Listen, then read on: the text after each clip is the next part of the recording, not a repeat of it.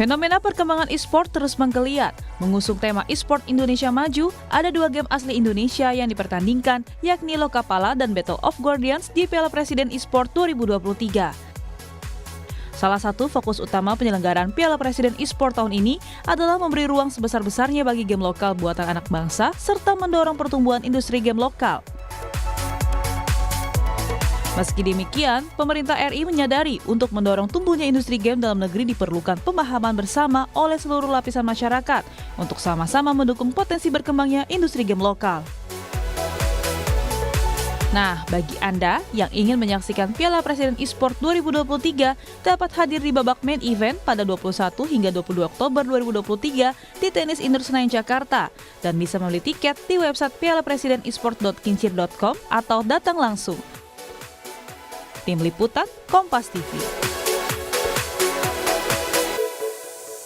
Ya, saudara, perhelatan Piala Presiden eSports 2023 mulai memasuki tahap akhir penentuan atau main event. Penyelenggaraannya tak hanya memiliki misi sebagai ajang untuk mencari talenta baru ya, tapi juga memiliki SDM bertalenta dalam industri eSports. Seperti apa perhelatan eSports ini mampu mendorong pertumbuhan industri game lokal? Kami akan langsung berbincang dengan sejumlah narasumber yang sudah hadir di studio. Ada Ketua Penyelenggara Piala Presiden eSports 2023, Mas Rangga Danu Prasetyo, dan juga Mas Abednego. Nah, ini saya Mas juga ya Mas. Mas Abednego tadi kan Deputi 2 Bidang Pembangunan Manusia Kantor Staf Kepresiden atau Kantor Staf Presiden, KSP. Saya biasanya kalau manggil Pak Mas Abed, Pak Abed, tapi kita sekarang kalau bahasnya eSports jadi Mas Abed. Mas Abed, Mas Rangga, terima kasih sudah datang. Sama-sama. Kita akan berbincang soal eSports dan juga kalau saya tadi salah fokus, saudara langsung lihat jaketnya kok bagus banget.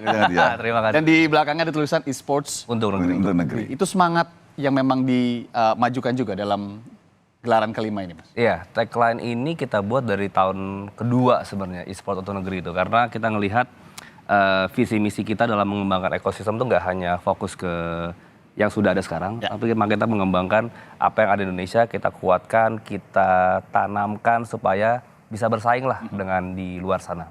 Mas Rangga melihatnya ini sudah kali kelima, bagaimana kemudian perkembangan eSports ini bisa konsisten dan harus konsisten untuk kemudian memberi ruang bagi game anak bangsa juga salah satunya. Tadi kan semangatnya salah satunya itu. Ya betul, makanya kita dari pertama kali menggelar acara ini kita selalu diskusi dengan pemerintah, dengan KSP, dengan para pelaku industri gimana caranya agar game lokal ini bisa bersaing nih di kejuaraan ini. Makanya di awal-awal kita emang menggunakan game populer saat itu, dan di saat itu pun juga kita mengajak atau menggandeng beberapa game lokal, kita kerjasama dengan Backcraft saat itu untuk showcase. Ada game apa aja sih yang bisa kita kasih lihat ke audiens e-sport kalau di Indonesia tuh punya loh game. Tapi emang ada beberapa hal yang emang kalau di khususnya e-sport ya, karena kan kalau dari kita butuh spectator mode, dia kompetitif. Jadi emang ada beberapa hal yang kita selalu tanamkan untuk bisa bertanding di Piala Presiden itu harus game-game yang bisa semacam requirements dari game tersebut ya. Kalau di sini ada 2 game ya kalau nggak salah Mas ya? Ada 2 game. Kita ada Battle of Guardians sama Lokapala. Dia genrenya berbeda, yang satu fighting, yang satu itu MOBA. Seperti itu. Oke, Mas Abed, pemerintah selalu ikut berdiskusi juga sama anak-anak muda, kemudian juga Mas Abed hadir di sini kan sebagai representasi juga dan luar biasa sekali gitu ya. E-sports yang beberapa tahun silam ini kita tahu perkembangannya juga naik banget lah, cepet banget gitu ya. Kalau pemerintah sendiri secara strategis dan juga program yang sudah dipersiapkan sekarang dan ke depan untuk teman-teman e-sports ini seperti apa? Kalau dari sisi pemerintah sebenarnya kita sedang, kalau dari sisi kebijakan ya Mas, dari sisi kebijakan kita sedang lagi menyelesaikan rancangan peraturan presiden tentu industri game nasional. Sampai peraturan presiden ya. Jadi pialanya pun Piala Presiden ya? Ini Piala Presiden. Memang kita yang inisiasi dulu. Oke. Piala Presiden ini dan dibantu oleh teman-teman dari Kincir dan rekan-rekan yang lain yang memang bergerak di bidang ini. Ya. Dan kebijakan ini tujuannya memang untuk bagaimana mendorong, karena ini duitnya gede. Artinya duitnya gede itu secara ekonomi, gitu ya. Karena perputaran dan lain sebagainya, tidak hanya dalam konteks transaksinya, tetapi dalam konteks juga kita melihat bagaimana membuka lapangan pekerjaan. Oh ya? Ya, besar sekali. Misalnya kalau di sports ini nanti Mas Rangga mungkin bisa jelaskan lebih lanjut gitu ya. Ada banyak sebenarnya profesi-profesi baru yang muncul. Nah ini itu di e-sportnya sendiri. Tapi di industri gamenya sendiri ini sangat luar biasa.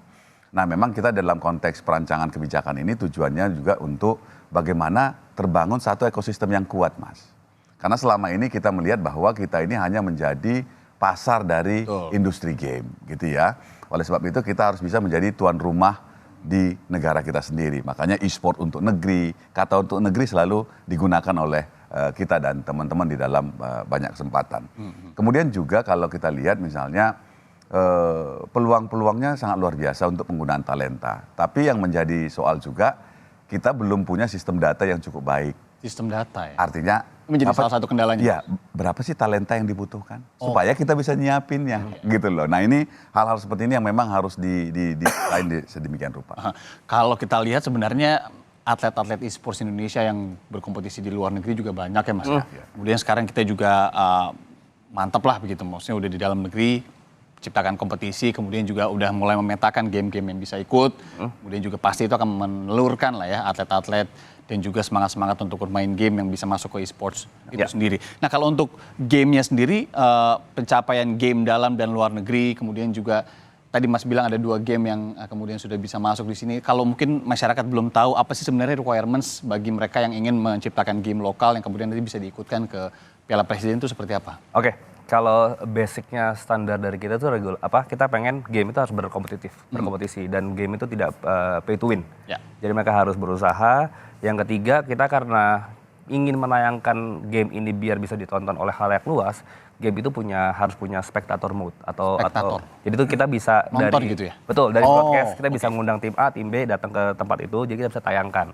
Jadi biar view-nya bagi orang yang menonton di rumah, di online, di TV itu lebih nyaman dan enak di mana bagian serunya. Makanya itu menjadi salah satu basic kriteria kita biar kita bisa ngasih tahu ke orang halayak luas kalau game ini tuh serunya kayak gini ya. Karena kan kalau kita based on ada yang di monitor atau di mobile game kita itu kan itu doang bisa kita lihat. Jadi kita butuh beberapa sistem lah supaya bisa menayangkan dan jadi dapat keseruannya. Gimana antusiasmenya tahun ini Mas? Tahun ini lebih bagus, saya senang karena 2 game lokal yang kita pertandingan ini juga cukup giat dalam mengupdate dari segi sistemnya, dari segi grafiknya. Pokoknya oke lah kalau dia mainin nih. Sangat oke. Makanya saya senang karena dari dulu saya dengan Pak Abed, dengan tim KSP dan tuh selalu mendorong, ayo dong game lokal.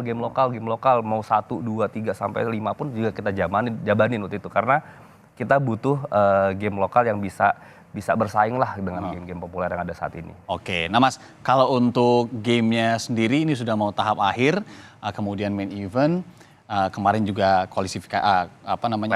playoff dan lain-lainnya juga sudah dihelat gitu ya.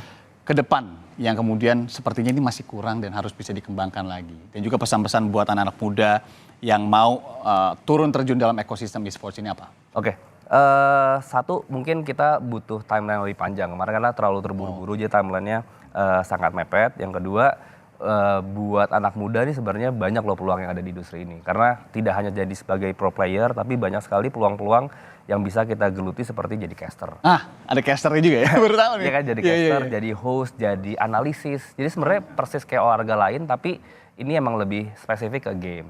Di luar itu kan banyak juga yang kita butuh buat tim broadcast, yang mana butuh spesial knowledge tentang keseruan di game tersebut. Jadi yang sudah punya basic di broadcast mungkin tinggal di dalam. Banyak sekali peluang. Saya juga awalnya mikir wah ini terlalu segmented kali ya, tapi ternyata setelah kita datang dan melihat sendiri ternyata wah ini sangat luas dan sangat bisa kita gali sedalam-dalamnya sih. Mas Abed? Ya.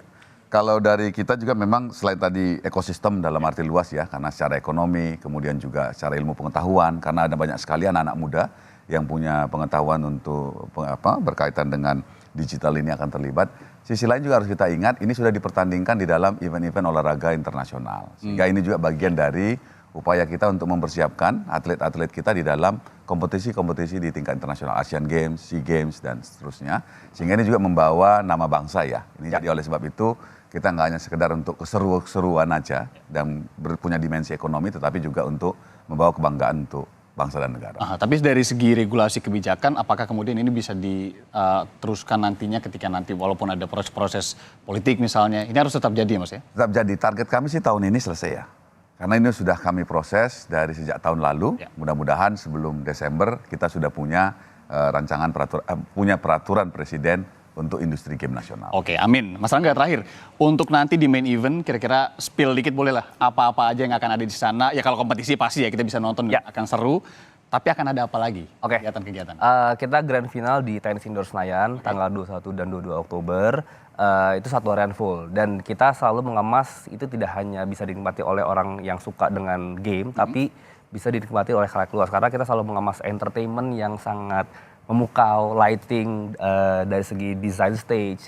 Seperti itu. Jadi ada cosplay. Jadi kita banyak sekali bikin activity baik di dalam tenis indoornya dan di area luar. Jadi itu buat seseruan bersama keluarga, temen, sangat seru sih. Beli tiket dan lain-lain? Beli tiket bisa langsung di website kita, tiketnya masih ada tapi udah ada 2 slot yang sold out. Jadi mudah-mudahan masih lebih cepat, lebih baik.